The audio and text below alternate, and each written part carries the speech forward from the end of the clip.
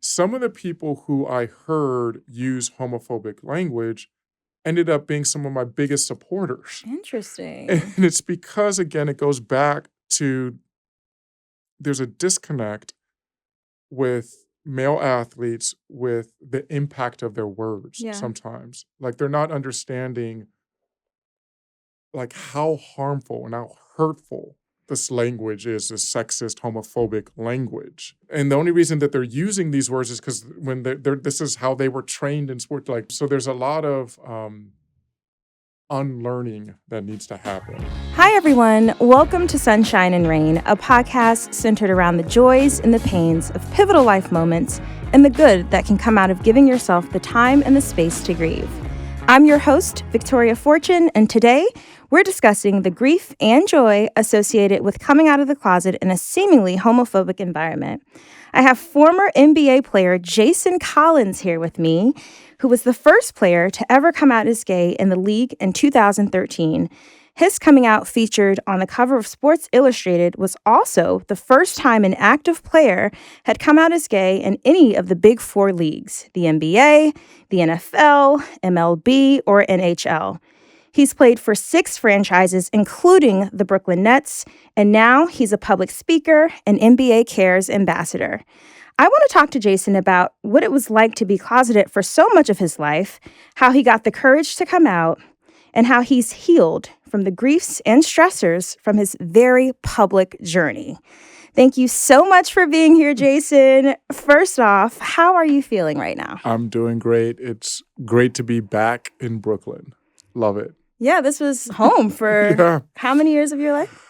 Well, I was only here with the Brooklyn Nets for 1 year, but I mean, the New York metropolitan area was home for approximately 8 years of my Wow. life, starting off in 2001 with the New Jersey Nets, living. You know what's funny? I didn't tell you this on the pre-call.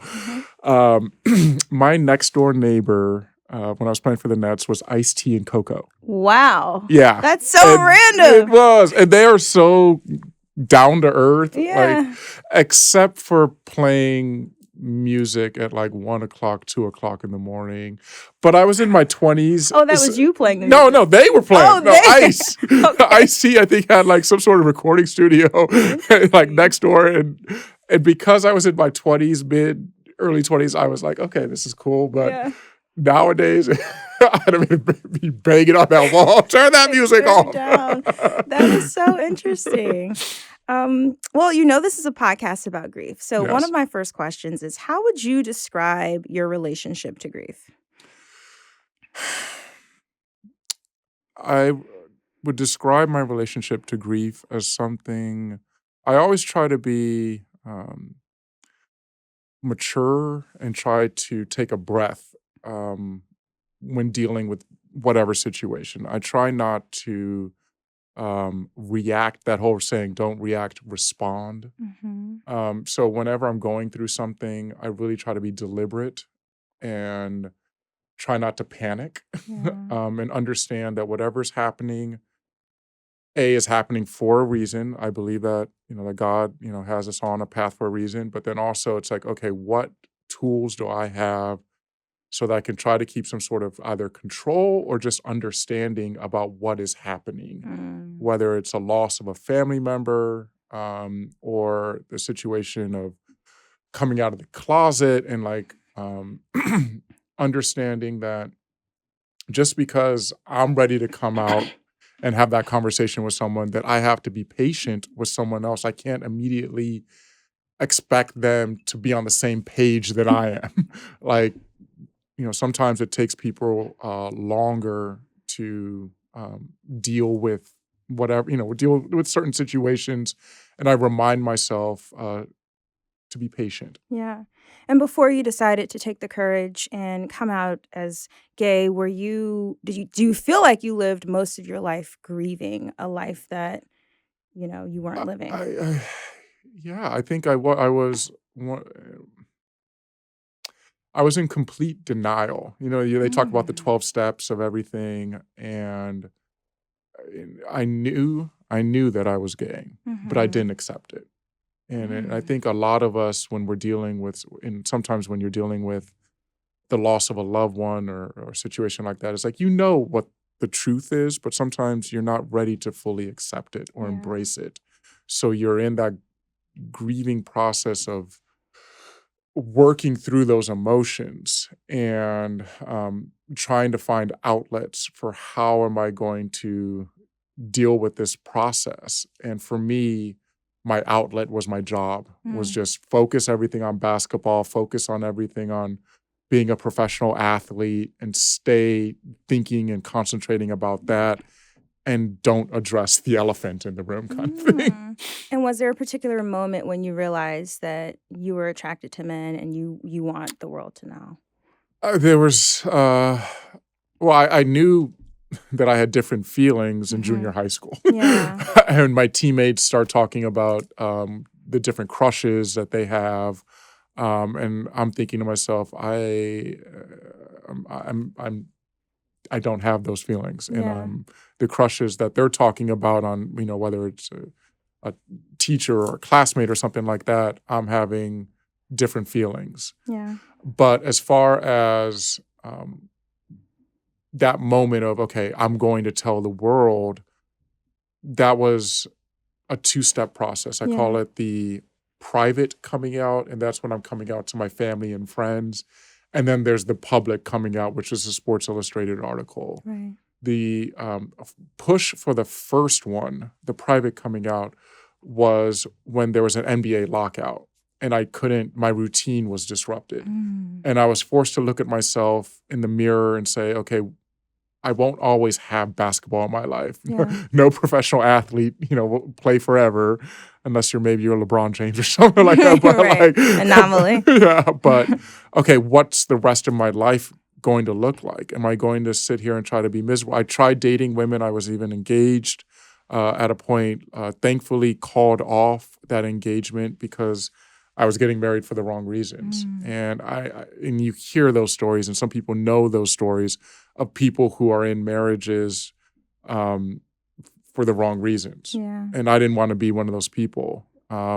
So by that point, when the lockout happened, I was by myself for 2 years and just like, okay, what's the rest of my life going to be like? And I met a new friend in Los Angeles area, trainer, and I knew that he was gay, and I was like, okay, he's someone that I'm going to come out to. And then I also had an aunt who was constantly dropping hints, like because she was asking how my dating life was going, but she would use gender neutral pronouns when asking how are they doing? That she was very She's ahead of the game. Oh, she was, and this is back in 2011, 2010.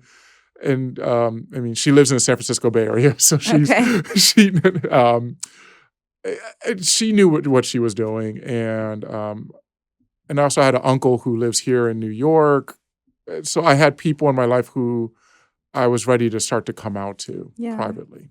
Yeah. And then you decided after you had those conversations, you wanted to make it public. Yes, and that happened because I got traded from the Boston Celtics to the Washington Wizards in February of 2013. Okay. And when you get traded in the NBA, you basically have 48 hours to pack up all of your stuff and then move to a new city. Some people who are have that other significant other or family member who's with them, they can help with that. But for me, I was on my own in Boston, and I had to fly, and we were on the road in Los Angeles. I had to fly from LA to Boston, pack up all my stuff, and when you get to the DC, it's like going to any other new job or new school, new environment. And when you're talking to someone, you're interested, like people are asking, okay, where are you from? Are you married? Are you single? Like, your aunt. And I got tired of telling people that I had a girlfriend who lived in a different city and she couldn't visit because of school, work, yada, yada, yada. I just got tired of telling that lie. So I called my agent after the trade went down. And I said to him, and at first, I said, we need to talk. And most agents, when they hear that, they're thinking they're about to get fired. And I was like, no, I'm not getting fired. No, I love you, but you're my agent. You've been with me my entire career. But I need to tell you something. I am gay. I want to come out publicly, and I still want to play in the NBA. And I know that that's not what is typical of male athletes. Yeah.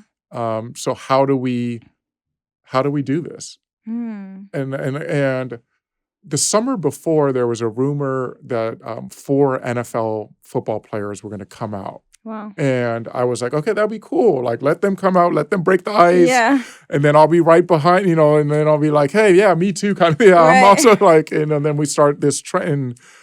That never happened with those NFL players. And I just got tired of someone else. I just got tired of waiting for someone else to break the Yeah. ice or, bust through the door as far as male athletes. Right. Female athletes have been doing this for a very long time. And so, yeah, I was ready. I was just Yeah. ready. I had the love and support of my family, my friends, those people who meant the world to me. And now there was a discussion within my family with some of the older generation of my family about, and I think also in the African American community, there's a lot of people who will relate to this as far as, we love you, we support you, but you don't need to talk about this. Wow. You Were just you silenced? Were you silenced by some it members of your family? was that I had that conversation with a couple of people in my family about, why make this public? Like, we love you. Like, we love you, Got it. but you don't need to actually say those words. Like, you can just sort of live your life in a class. And there's a few celebrities right now who I could name who everyone knows are members of the LGBTQ, and they're African American, but we don't actually say, we don't actually, Why? Is there a shame factor? I don't know. For the family members, or- For them, it's the I call it the life of non-disclosure. Like, they're not actually saying. And for me, I reminded when I was having those conversations with my family that that's not who you raised me to be. Right. You raised me to be proud of everything that makes me who I am. A lot of that was because, and I'm a twin brother. I have a twin brother. Mhm. We are, I'll say it, we're freakishly tall. We've always been tall. So like in the 3rd grade, we were taller than our 3rd grade teacher. So they were trying to instill confidence and like celebrate your height, celebrate, being African American, also being Native American. And my reservation is here in New York. Oh. But celebrate everything that makes you who you are. And I said to them when they were like, we love you, we support you, but you don't have to talk. And I said, this is another part of me that I need to celebrate. I need to talk about this. You didn't raise me to shy away from anything, first of all. So I can't do that. And then I also reminded them of a missed opportunity that I had when I was in high school. Mm. When I was in high school, Los Angeles area, one of our famous alums who came to speak was Sally Ride, the first female American astronaut. Incredible human being. Yeah. And because I took gender studies, there was no LGBT studies. There was a lot back in the 90s. There wasn't. So I was one of the few men or boys at that point, taking gender studies class. And the teacher wanted me to be on the welcoming committee for Sally Ride. So I got to have like that special with the other, 5 or 6 students on the welcoming committee with her. And then she does the big speech to the auditorium, in front of everybody. Well, at that point, again, I'm in high school. I know that I am gay. Again, I don't want to accept it, but I know that I'm gay. But I'm also looking around for those cultural heroes who are out, and I can look at them and say, okay, they're out and they've achieved. So that's why Martina Navratilova, Billie Jean King are just absolute. I idolize them.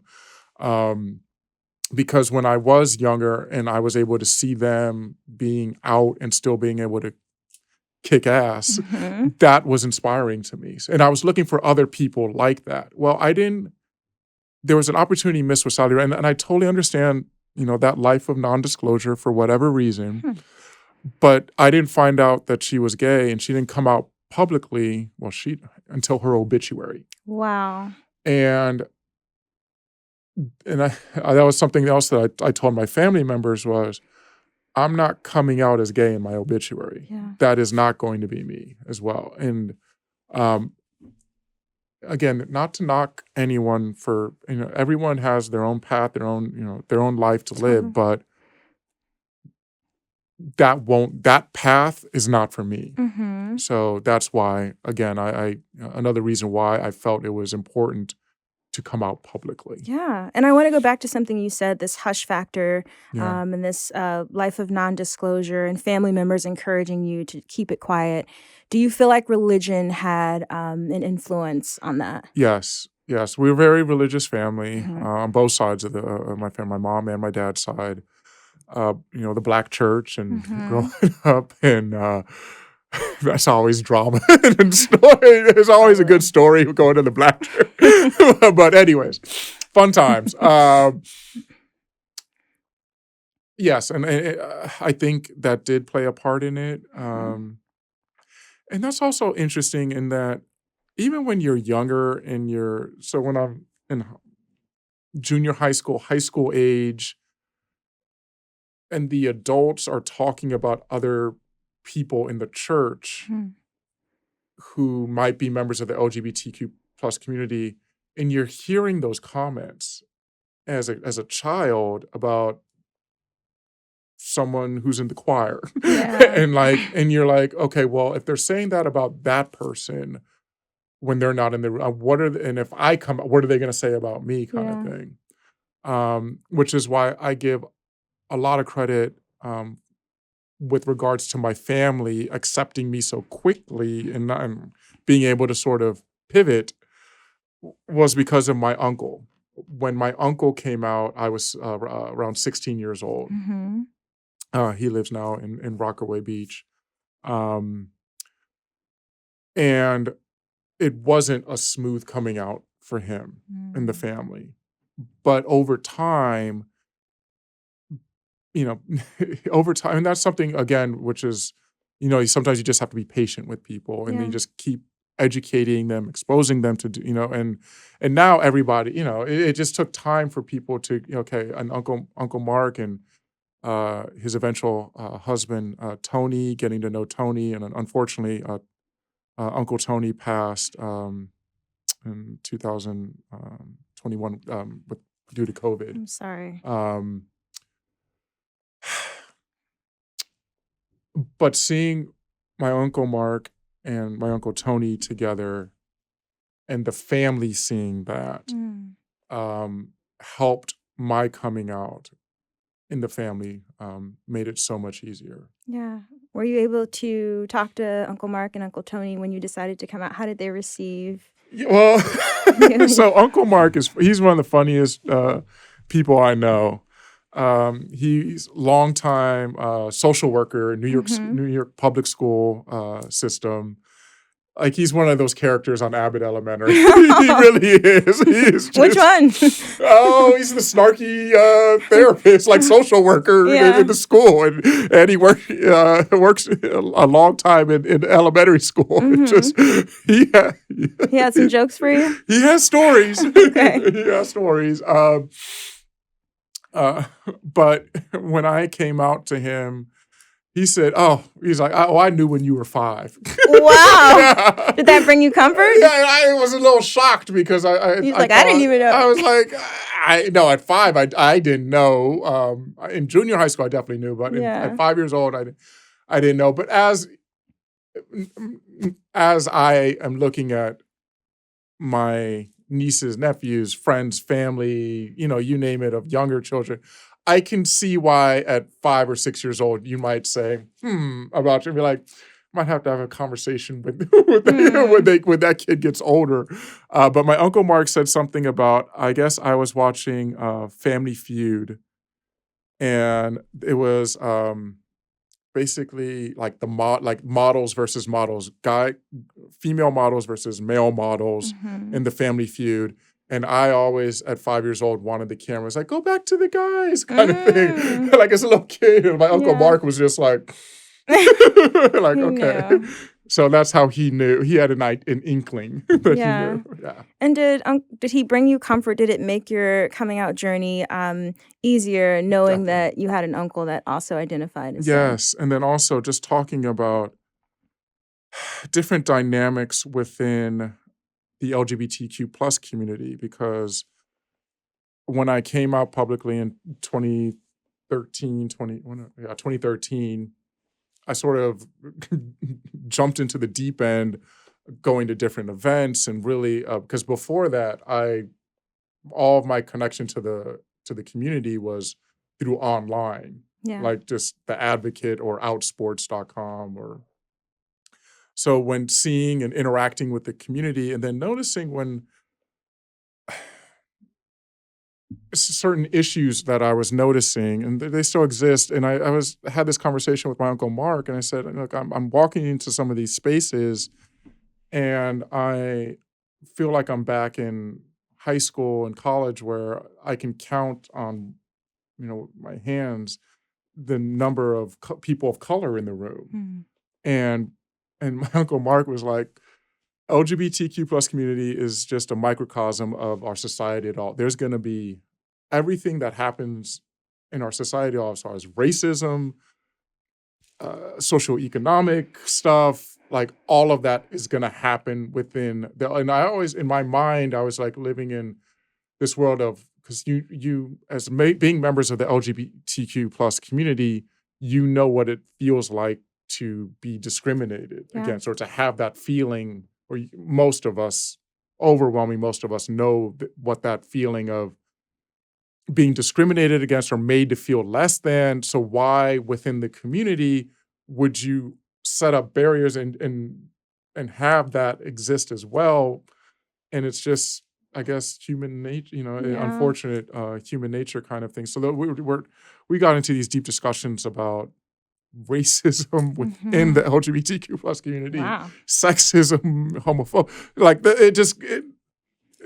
like, and I'm having this deep dive conversation and Yeah. learning stuff about the community that I didn't know about in my limited exposure to the community just through online. You don't get Mhm. that through outsports.com or advocate.com or Yeah. something like that. But when you're going to these parties, going to events, going and meeting with different groups, and you're like, oh, okay, like I'm just noticing things kind of Mhm. thing. Yeah. And how did your teammates and the people around you receive your coming out?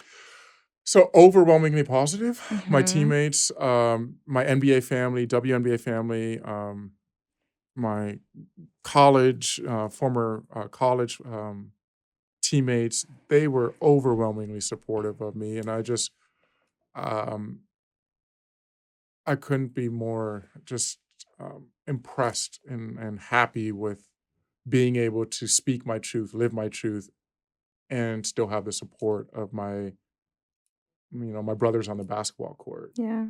Now there were some people who didn't fully support me, and to that I say that speaks more to them than it does Mhm. to me. And then also, you know, not thank you, but just thank you for showing me who you truly are, kind of Mm. thing. And then I know now I don't need to. You as a human being, especially as we get older, we only have so much energy, Yeah. and I don't need to devote energy to a negative situation. Mhm. I will try to educate as much as I can, and again, have patience with people. But if there's someone who's going to come at me, and thankfully, in the NBA, when I did get back into the league, Mhm. playing for the Brooklyn Nets, there was only one person who said something inappropriate to me. Wow. And at that moment, and he was on an opposing team. At that moment, I was thinking in my back of my head, I would say, You're not familiar with my game," Mhm. because I led the league in fouls. Like, I am one of the most Wow. physical people, and we play a contact sport, and there's ways that you can handle things on the court. Yeah. And he said it to me at a free throw line. In my back of my mind, I'm like, you shouldn't most professional athletes, like, you don't poke the bear kind of like, Mhm. you like, He don't tried you. yeah, you don't do that. So, his team lost Oh, that day, and I used my fouls wisely. wow. But, yeah. And you mentioned growing up in the church. When you went back to church, that church, after coming out, how were you received by the congregation? So, And are you still active with that church now? no, I am not active with that. So, when I came out let me, backtrack to when I was younger. When I was younger, I was an assistant Sunday school teacher with my parents, Mhm. um, and realizing that I'm gay, and also having basketball. Um, basketball started to interfere with going to church, and for me, that was cool because there was always a moment at some of the sermons where I felt, again, where I was less than, Mm. was uncomfortable when the conversation came up, and then also those conversations about such and such in the church who you get into, these stories about, adults talking about other adults, but having children in the room acting Mm. like oblivious, like the kids don't have ears kind of Yeah. thing. And so I was like, look, so I had basketball practice, and got away from um, religion. Not my spirituality. I Mhm. always have a relationship with God, but as far as going to an actual church and hearing script, but when I came out publicly, I was like, okay, let me try to get back into a church. And I'm not going to say the church's name, No. but there was a church that I went to in Los Angeles.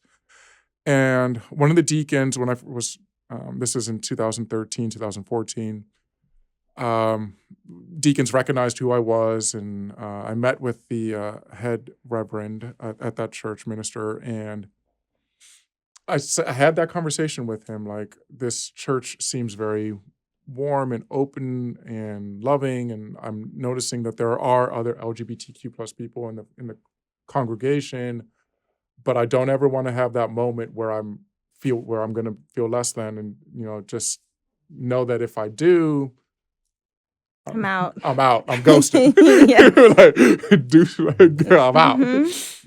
And I I did an interview and I spoke publicly about attending this church. And then some people reached out to me through social media and were like, hey, just so you know, we are a married gay couple. In that church, they did like a couples retreat. Mhm. Um, and that retreat was only for um, straight couples. Mm.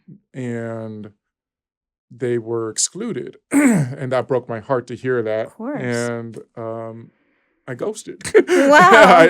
I did send, eventually communicated through a text message Okay. with the minister as far as to my disappointment with that and why I ghosted. And this is, I have to go Yeah. my separate way, but I will always have a relationship with God. I Yeah. just don't, I don't necessarily trust some of the people delivering the message. And that's Absolutely.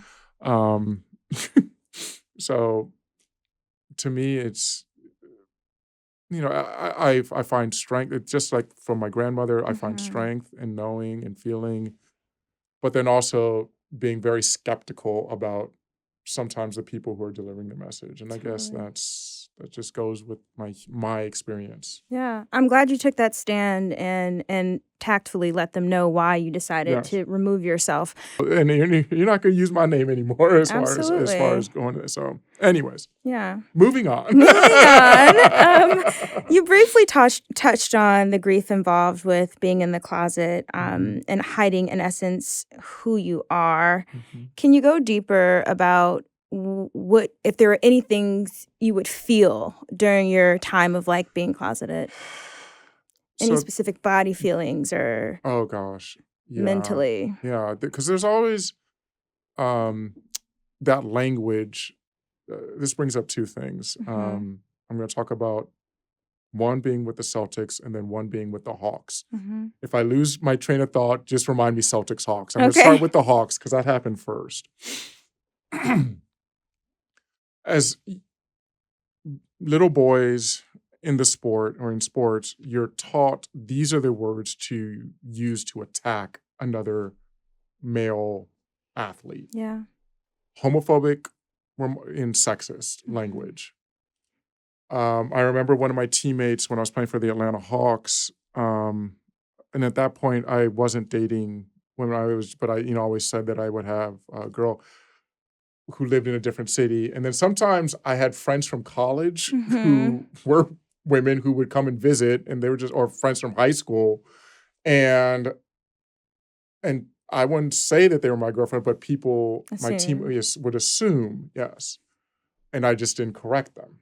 And I remember there was one of my teammates who said, I think you're gay. And one of my other teammates said, "No, no, I saw Jason out to dinner the other night with the girl. I don't know what you're talking about." And I was like, Mm. "Thank God you randomly saw me out to dinner with one of my friends visiting from, my high school friends visiting from Yeah. LA."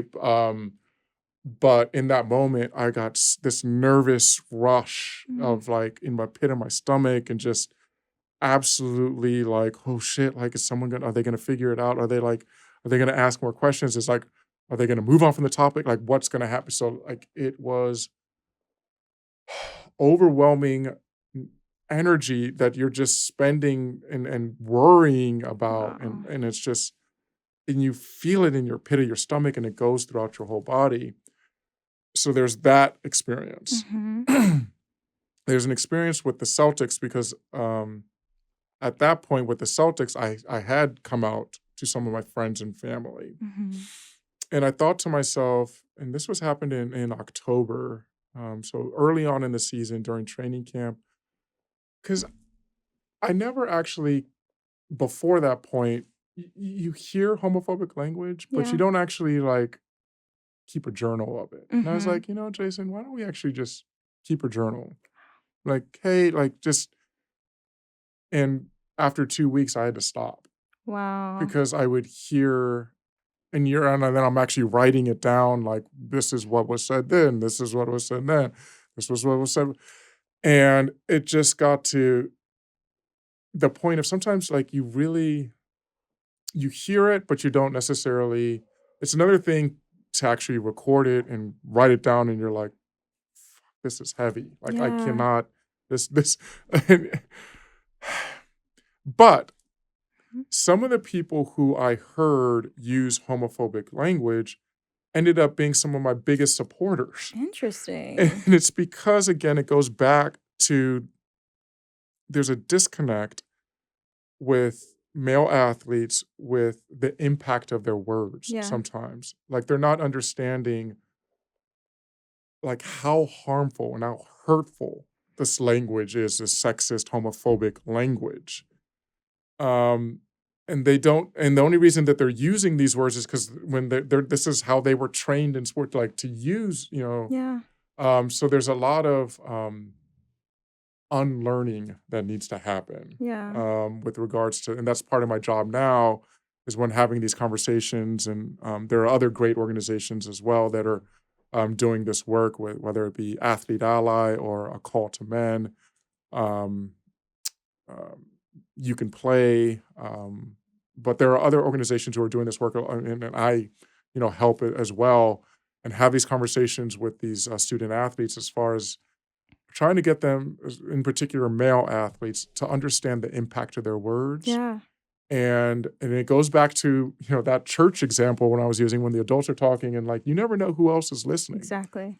Um, it could be me who's the closeted athlete in the room. It could be the team employee on the training staff Yeah. or someone in the front office who's walking through the locker room and hears this language and is like, that's inappropriate Yeah. language, or has a family member or the team owner comes in and you don't Mhm. realize that they have a child who's a member of the community and you're using this language. So just try to increase their awareness. And I think it's gotten better and better each year, but it still exists. Yeah. There's still work to be done. It's not like it's the same thing with there's improvement with so many different social issues. Like I'm not facing the same challenges that my grandmother faced under Jim Crow in the South, but racism still exists. Like there's, and sex, all of these, and you constantly have to keep educating, keep talking about these issues, and making sure that people, increase their awareness, and then also encouraging those allies in the room that when something is being said, Yeah.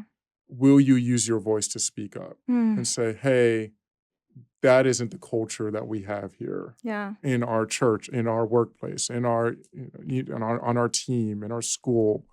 And that's part of the work. Another great organization, Positive Coaching Alliance, because the coaches really are the leaders of these young men and women in the schools, and also student athletes at different campuses set the culture at the school. Yeah. So what kind of impact can we have not only in the student athlete world, but it will cross over into the overall school community. So anyways. Yeah. And if you're comfortable sharing, Yes. what kind of things were people saying? What kind of homophobic things were people saying? And also, like, you mentioned a lot. How were you maintaining your sanity during this time? Thankfully, at that point with the Celtics, when I was actually keeping the journal, I'd come out to enough of my family and friends that I could have those conversations with my uncle, with my aunt, with my parents, with my brother, his wife, with friends from college. And that also speaks to the people that I keep in life. And I tell this to so many younger people is surround yourself with positive people, surround yourself with those people who will have your back through thick and thin, who aren't going to sell you out to TMZ or anything like that, or try to, get likes or clicks or post something else, so like that they really truly, genuinely have your back. So those are the people that you devote your energy to, because you will feed off of them and they will keep you strong when you are dealing with something that will, cause that grief in your life kind of thing. It was difficult though. I mean, I'm not going to say that it wasn't difficult, but in some of the stuff that they were saying, a lot of the F word, with regards to LGBTQ. I don't like to use the word. And so there's a lot of that word being used. There's a lot of there's the term no H word. So there's no a lot of that being said. There was also an incident with a football player who got caught up in a catfish scandal, a collegiate football player who got caught up in a catfish scandal. And it turned out that it was a guy who was pretending to be a girlfriend. Like there's a whole thing. So when you go into the when that story broke, I knew that was going to be like the hot topic. And when you go into a locker room or any other workplace, it's lively, and you know that whatever the hot topics are, it's going to be discussed. And I knew I didn't want to be in the locker room when that discussion was going to take place, because I knew it was going to turn homophobic very quickly. So that day, I got to practice. I was the first one in there. In our locker room, this is when I was playing for the Celtics, right next to it was the weight room. And I just immediately got changed, got dressed, and went into the weight room and just started lifting weights. And I can hear, even though there's music being played in the weight room, I could hear the guys sort of in the locker room and the discussion. And I remember I was doing arm curl, and a couple of the guys came in and they were saying, hey, my nickname back then was, they still call me, it's Twin or Big J. And they said, hey, Big J, did you see that about that college football player? And I said, yeah, I saw that. And he's like, man, what would you feel like if you had like a gay teammate like that? That would just like be crazy. That would like freak you out. Wow. And I'm thinking to myself, I have these like 30-pound dumbbells in my hand. I'm like, I wanted to slam them down and like, motherfucker, I'm gay. Like what the fuck? Like, so I'm sorry for cursing. No, you can curse. Okay, sorry. You can say whatever you want. But I didn't. Again, we respond, Why not didn't react, because I wasn't ready to come out publicly yet. Okay. I wasn't ready to have that conversation. And that was something else that when so I, laughed it off, and I always try to use humor, smile, and then try to, leave change the situation, topic, or just excuse myself from the conversation. Um, but I wasn't ready to come out when I was playing with the Celtics, 'cause I was again, and we had a really good team Yeah. until our starting point guard tore his ACL, and then our backup point guard tore his ACL, and that was part of the reason why I got traded, because they needed another point guard, and the Washington Wizards needed, they had a young player, a superstar named John Wall, and a rookie player named Bradley Beal. Oh, I know these guys. Yeah, One of you them is should know from they're Maryland. they're very Well, good basketball. I'm not a basketball girl, Yeah. but I know the Beal guy. Is he from Maryland? Yes, he is. Okay, Yes, cool. he is. Yeah, but they needed a solid veteran big man to help in the locker room. They already had a couple other guys with Nene and, um, Okafor. But they needed another big man to sort of, and I had a reputation at that point of being a pro's pro and a very professional, and the whole Stanford thing, and they needed someone to help mentor these young guys on how to be a professional athlete. And I remember within the first week of getting this, so that was part of the reason why the general manager wanted me in particular to come. And he had that conversation with me right when I got there, after getting there in 48 hours. He's like, Jason, welcome to the team, but we really need you to help develop these young guys and help them become professional. And I remember within the first week, John Wall and Big Okafor almost got into a fight in the locker room after a game because John was upset about something. He said something inappropriate to Big Okafor, and Big Okafor, he's like 285, all muscle, and Wow. John is like a little. He's not a little guy, but to us, he's like you're a little point guard, brother. You out of your weight class here, brother. You got big dreams, aspirations. Like I know you, but. Relax. And I've been in that situation too with others, when other guys get into stuff happens, like fights happen, a lot of it doesn't get made public. But I remember when, and I'll name it, when Richard Jefferson and Kenyon Martin got into it when I was with the Nets, and we all tried to break them up. And it's usually the people who try to break up fights who get hit. So at that point, when Big Okafor and John get into it, I'm like, let them fight. Let them learn that lesson. You're going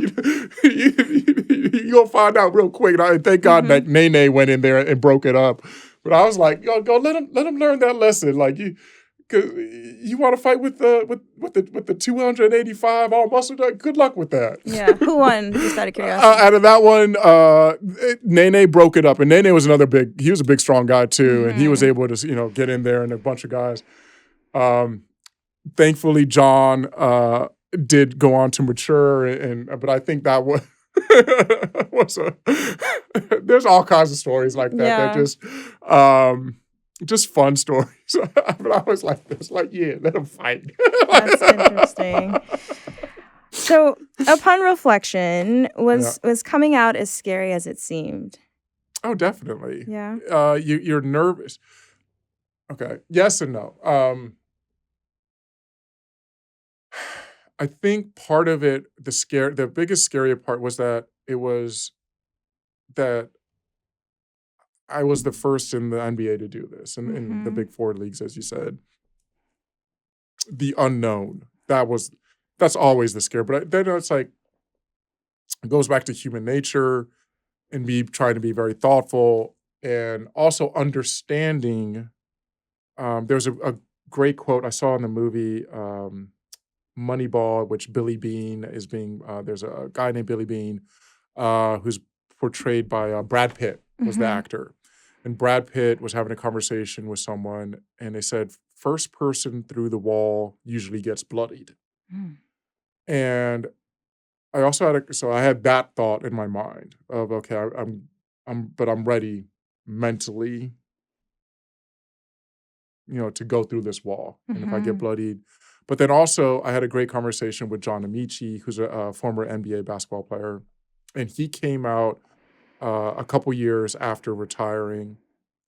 And he said, Jason, you have all these labels that are thrown at us as being, as professional athletes and basketball players.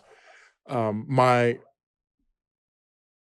guess everyone called my reputation at that point, and when they thought of me was a pro's pro, solid veteran, um, just a stand-up guy. And he said, mentally, you have to be prepared to be called the gay one, the Mm. gay basketball player. And like just mentally, like, how are you going to handle that? Yeah. And again, it goes back to, okay, people slap labels at you all the time. It's like sometimes you identify with the label, sometimes you're like, that isn't me. And then like, but I'm like, yes, I'm gay and I play basketball, so yeah. Mhm. But there's more to me than that. But yeah, that does, yes. Yeah. But that also helped me mentally prepare for that coming out process and making that announcement.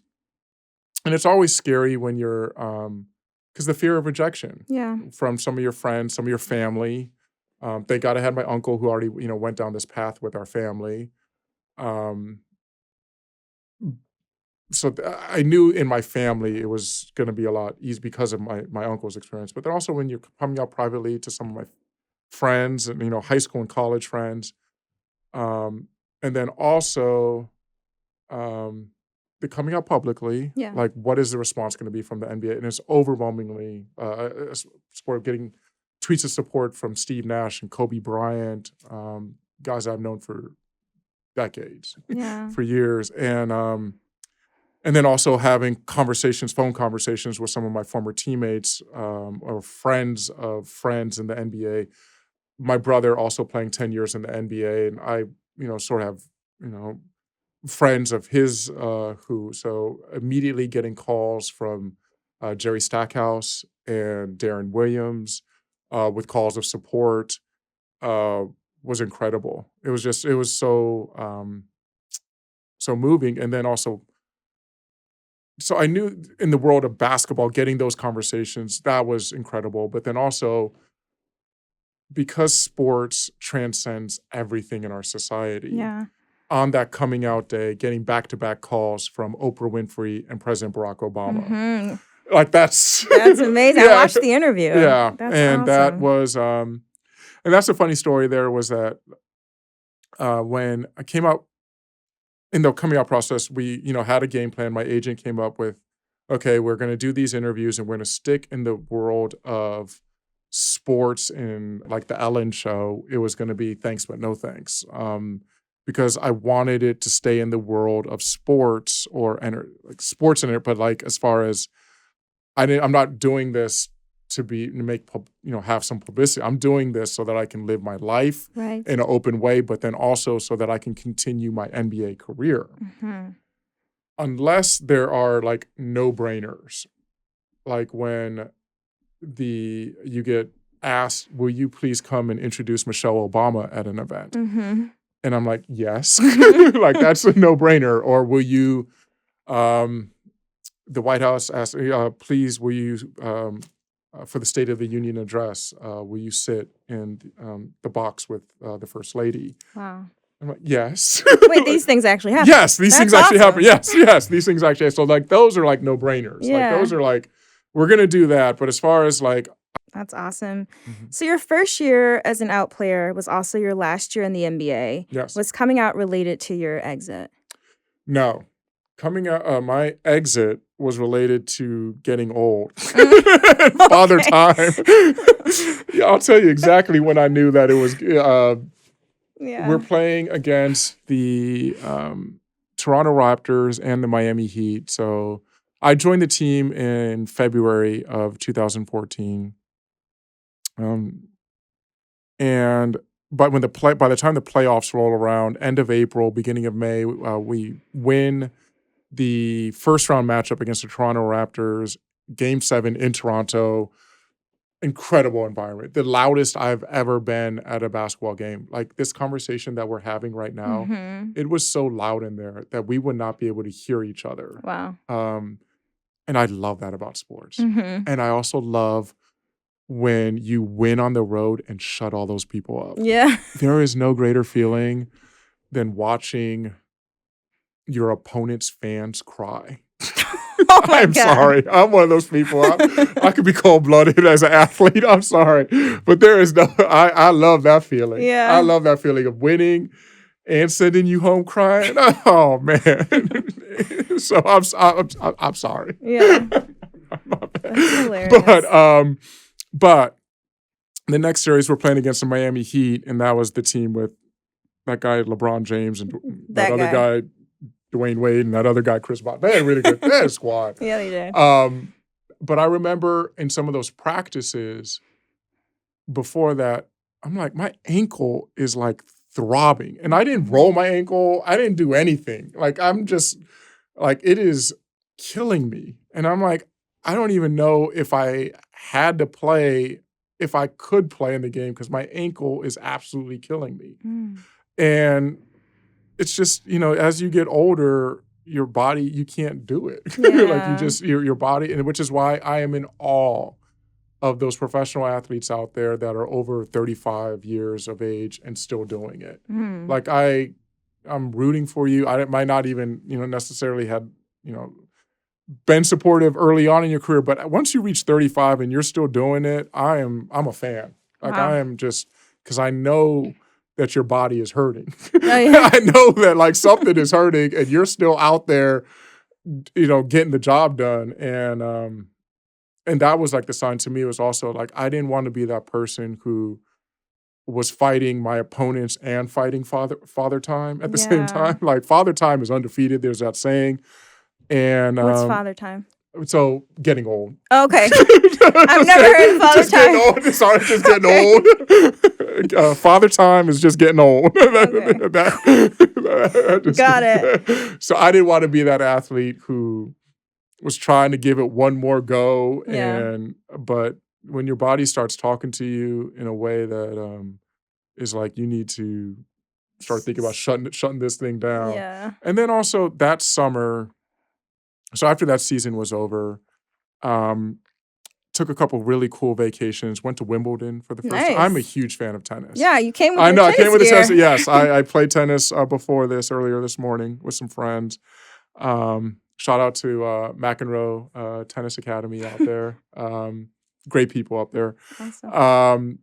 But yeah, I was at Wimbledon and I was able to hang with Billie Jean King and her wife, awesome. Alana Kloss, and Legend. just walking through the Players Lounge because I was able to get through Players Lounge access, and you see Roger Federer over there, and you're like Martina Navratilova over here, and I'm like, I kind of like this retired life of just like going to events and traveling and then doing it with my boyfriend at the time, now fiance. Oh, and congratulations. Just thank you. And like this is how I have a lot of living of life that I wasn't able to do in my 20s and early 30s, which I need to now. At that age, I was probably 35 years old. Like it's time to like start this next chapter. And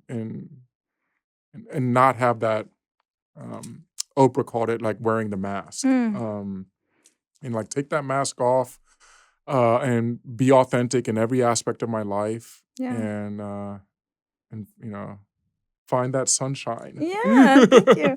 Are you still a basketball fan? Do you still go to games? Okay, love good. it. I am a huge fan of the sport of basketball, and with regards to women's basketball, I am loving it. I am loving the explosion of the game. I'm loving the personalities, and the sport is only continuing to grow. And the ratings have also been great yes, too. The ratings have viewership. been incredible, and I can't wait to watch not only these players at this level, but then in a few months with the start of the WNBA season. Because the draft is happening this April. next week. April, Yeah, 10 days. Okay. And gonna see Aaliyah Boston with Caitlin Clark and like see how this squad is gonna do. And then also some of those college players, and this happens, gender has no role in this, but that jump, it happens at every level, but the jump from high school to college, the jump from college to pro, it's a different level. Yeah. So gonna see how successful and how they're gonna be able to navigate this will be pretty incredible to watch and see Yeah. their continued growth as players. I'm glad you reminded me of the Final Four. I kind of Yes. forgot. Okay, I'm going to be tapped in. So music. The last time we chatted, we Mhm. spoke at length about how remarkable Beyonce's Cowboy Carter album Yes. is. Yes. I even described it as spiritual in some ways. Yeah.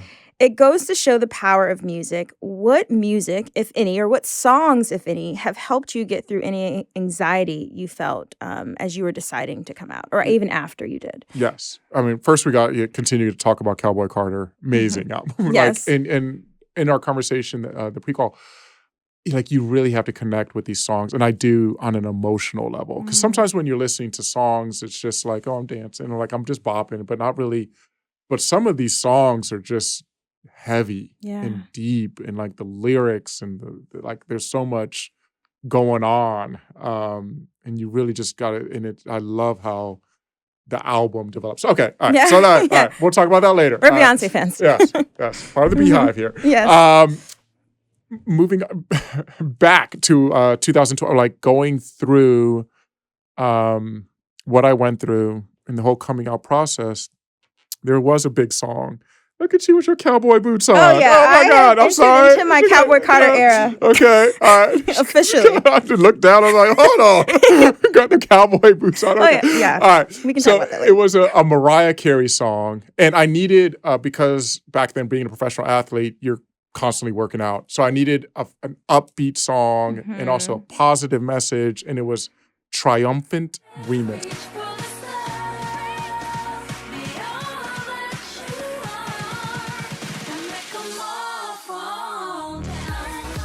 I love Mariah Carey. I mean, who doesn't love Mariah Carey? But the song, it brought a smile to my face, and it's a very positive message about, be triumphant. I'm not going to sing, so sorry. Fiance would be like, don't do that. Don't sing. But the song's called Triumphant, and it is all about, being triumphant. But you like the remix. I like the remix, not the original. Okay, the original was the remix is fire. That remix is, and it's so funny because I was playing it before, and you thought it was like from today, like nowadays, like it would be like re-release that song. Maybe they will after hearing this podcast. What encouraging words do you have for anyone out there listening who may be struggling to come out? Goes back to get your support system. Don't feel like you have to go through this alone. Sometimes it's family. Sometimes we have those people in our life who maybe aren't blood related, but we treat as family, the family that you choose to have, those friends. And then also, it's okay to see a therapist. We don't talk about this a lot in the African American community, but in some of the trauma and some of the grief that I went through as a kid, I had to go to therapy with my mom. Wow. Because we had to discuss some things, but I didn't know how to talk about some of the stuff that I needed to talk to with her. And my aunt, they're the three strongest women that I know. But how do I talk in a way where we don't escalate things? And going to see a therapist helped bring our relationship even stronger. We had a strong relationship to begin with, but even stronger. And so go see it there. Find those mental health resources. And if you're at school, maybe a social worker, like my uncle, like Uncle Mark, right? Uncle Mark, he would definitely help. But try to find those resources. And that's some of the good things about social media and online contact is like if you don't have those resources in your own immediate, physical community, try to find resources online that can help you. And then also, I will also say though, when you're doing this, make sure that you are in a safe space. Yeah. Your safety is paramount. If you have to wait a couple years till you get to a different environment, sometimes that's what we have to do as human beings to survive. We have to be in a safe space Right. First and foremost. But then after, build that support system as well. Yeah. I'll say nothing replaces therapy or an actual mental health expert, but movement has also played Yes. a crucial journey in your healing and coming out. Can you talk a little bit more about how movement played a role in your healing? I love just being outside. Mm-hmm. I love um, when you are exercising. I mean, obviously, there's science behind, you feel better and endorphins being released and physical activity. But as far as moving and being, I think we are all athletes. Some of us, obviously, professional, but I think all of us have an ability to move in some way are an athlete. And finding that joy, I love to try to be social Yeah. with that experience, which is why I play a lot of tennis and doubles tennis and do clinics and um, a lot of doubles as opposed to singles, but also because my knee is bone on bone in there. I can't do singles as much as I used to. But just finding whatever it is that keeps you active, keeps you young. And I find that those people who are in an older generation, who are thriving, Yeah. are the ones who are moving in some way. And whether it's even my mom going to her local gym and getting on the exercise bike or going into the pool, she loves doing her water aerobics and all, That's but sweet. finding some way to, or even just take your dog for a walk Yeah. kind of thing, and just being out in the community. I think I also enjoy, when I did have a dog, unfortunately he passed a couple years ago, I'm sorry. but thank you. But Mhm. when I was walking with him in the neighborhood, getting to know my neighbors and Yeah. smiling and saying hello and just building that sense of community, I think we need more of that in our lives, because we're constantly, when you turn on the TV or watching news, you're constantly getting hit with this, what side of the aisle are you on kind of mentality and this divisive language and all of it. And it's like, we got to find ways to bring people together. Yeah. And just doing something simple as going for a walk or taking your dog for, and smiling at someone as you pass them on the street. I was walking in New York yesterday. I love to take the subway when I'm here. And I just try to smile at people when I walk past them. There may be a day or two when I'm not like that, Yeah. because I'm, going through something. And, I know we talked recently about, what's going on with one of my family members. Yeah. But overall, I like to try to think that we should spread positivity. Yeah. And I guess that goes back to my basketball, as far as I was always trying to be a good teammate. That was another one of those labels that was thrown at me, a good teammate. And someone who, when one of my teammates fell, I would help pick them up. Or if, What about the opposing players? well, They fell. the opposing players, You leave them down there? if you hit one of my teammates, you're going to get hit back. Wow. So, just know, You're ready for the smoke. We're all, but then after the game is over, knowing that, I'm a different person Yeah. off the court. And I think I tried to, and that was something that in my last year with the Brooklyn Nets especially, I was able to sort of let the game face off, because I did keep my game face on, I think, a little too much. Okay. And my dad would always say that. He was like, "Jason, take your game face off." Mm. I'm just like, Yeah. and now as I'm older, I get that. It's like smart, like take the game face off. It's okay. Yeah. Yeah. What's been one moment of sunshine for you on this journey to living in your truth that you can recall? One moment of sunshine is actually dealing with a very painful, a moment of grief, because they really do go hand in hand. Yeah. And that was the death of my grandmother, the matriarch of our family. Is that sometimes it's tough to say this, but it's hard, because it's a loss and we can't pick up the phone and talk to her. But sometimes we are all going to die. Yeah. But sometimes there is a way to go that is pretty damn cool. She was surrounded by 4 generations of her family. Wow. On Christmas Eve, she passed the next day on Christmas Day. she's always going to be with Jesus. Like, she was given, 6 months to live and ended up living another 7.5 years. She outlived the doctor who gave her that 6-month prognosis. Wow. And a lot of that was because of her faith. And I truly do believe that. And, but in that moment we all knew that there was a ticking clock with her. She had stage 4 stomach cancer. For 7.5 years, she had stage 4 stomach cancer. But we knew that ticking clock, like, was, the bill was going to come due kind of thing. And the time was going to run out. But in those moments with her, constantly showering her with love, asking her for stories and about, the family history and this and that. And again, giving her flowers while she is still with us. So by the time that we got the call, and we knew, like, it was pretty bad on that Christmas Eve. And then also seeing the strength of my brother's middle child, because she was only like 5 years old. The other children were a little scared to hold her hand.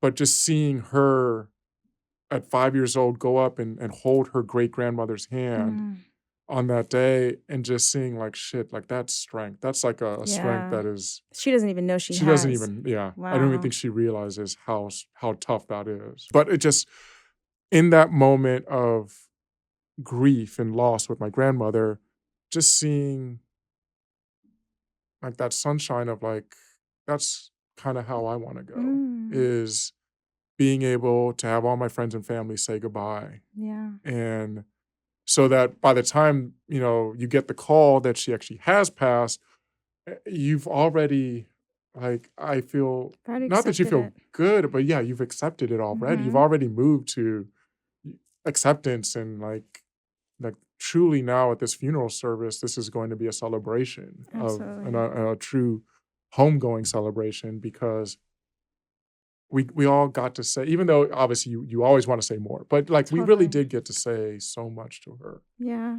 Oh, thank you for sharing that. It's very special. Yeah. Well, Jason, it's been an honor to have you on today. You exemplify what it means to be brave in a world that can sometimes feel incredibly isolating. You opening the door to share your story gives others the courage to live in their truth boldly and unapologetically. So thank you. Thank you. Thank you for coming on. Yeah. Of course. When you told me about the idea and the concept, I was like, this needs to be talked about. We need to have these conversations. Absolutely. Yeah. Well, is there anything else you want to share before we wrap this up? No, this is good. I'm just happy to be back in New York. Back in Brooklyn. Back in Brooklyn. Good. Yes. Well, thank you. And that's our show. I'm your host, Victoria Fortune. Taylor Hosking is our producer.